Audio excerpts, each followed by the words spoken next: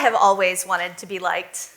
From childhood, I took the advice of teachers and family and friends and did everything I could to make myself someone you might describe as likable. My third grade teacher advised, raising your hand to answer every one of my questions is not going to make your classmates like you. A family member once suggested, being better than the boys is only going to make them dislike you. I was 12. A boss once suggested that my teammates might like me a little bit more if I was just a little less ambitious. Maybe I could give him my ideas and he could bring them up at the meetings. I started looking for a new job. Then an industry colleague suggested, don't talk too much about yourself. You'll seem egotistical. I was headed into a job interview. But I wanted to be liked. So I kept my hand down. I was careful not to show off my skills. I stopped speaking up. And I was wary not to be too proud of my own accomplishments. I made myself smaller, easier to accept, and I hoped more likable. And really, what's wrong with that? For the vast majority of my life, I thought there was nothing wrong with it. I took each piece of advice to heart and made myself a little less of who I was. I took the lessons from the people who didn't like me, and over 3.5 decades, I became the de facto expert in likability. Till I realized what I had done. In 2008, 8 months pregnant, I answered a knock at my door to find 2 detectives on the other side.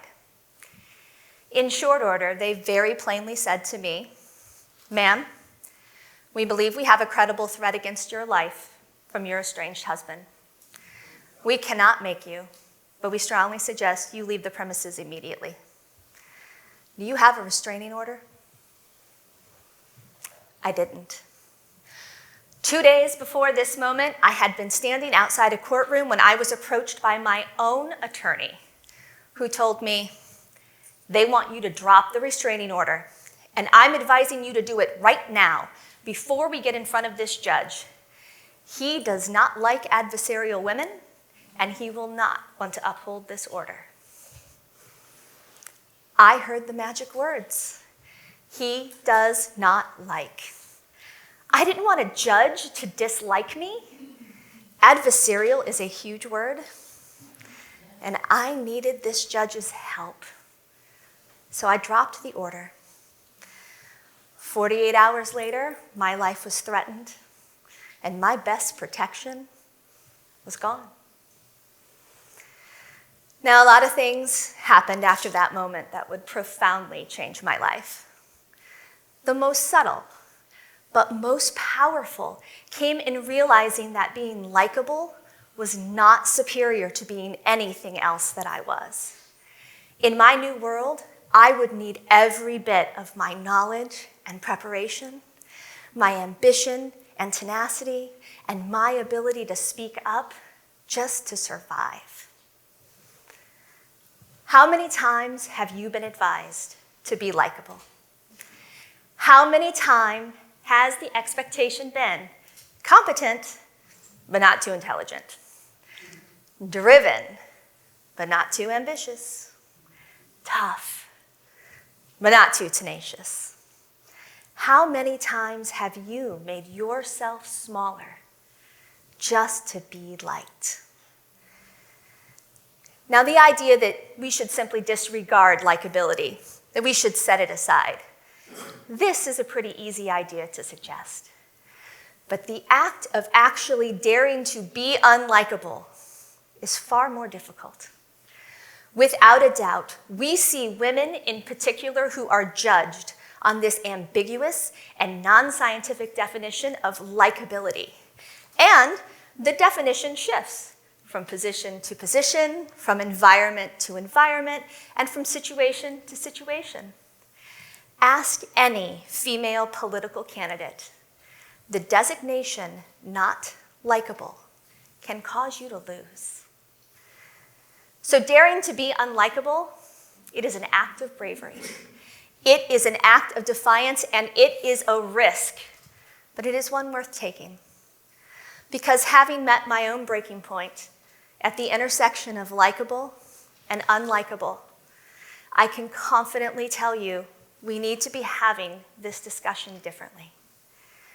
We need to recognize that likability is, in fact, an unscientific term, one for women tied to this preconceived notion of femininity and the act of being nice.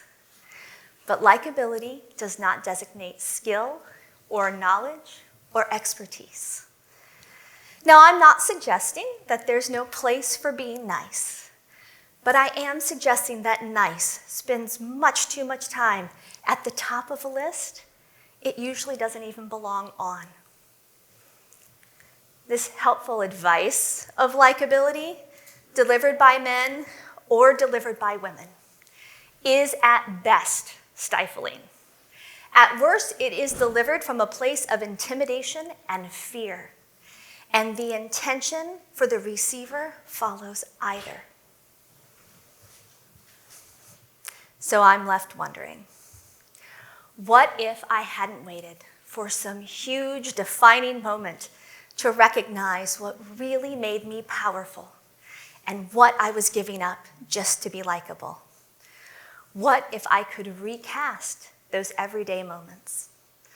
From my third grade teacher, I might have heard, knowing the answers shows your potential.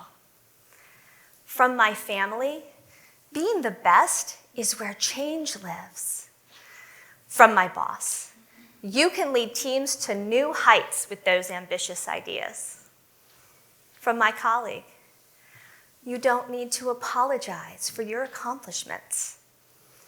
And when met with an attorney who suggested that I be likable instead of safe, I simply could have said, no. If we all go out and do this, if we refuse to place likability in a prime position and instead insist on our knowledge and power being respected and honored, we can change this conversation. And we need to change it. For the 8-year-old hand raisers, for the 45-year-old domestic violence survivors, let's all go out and find our power. Let's go be unlikable together.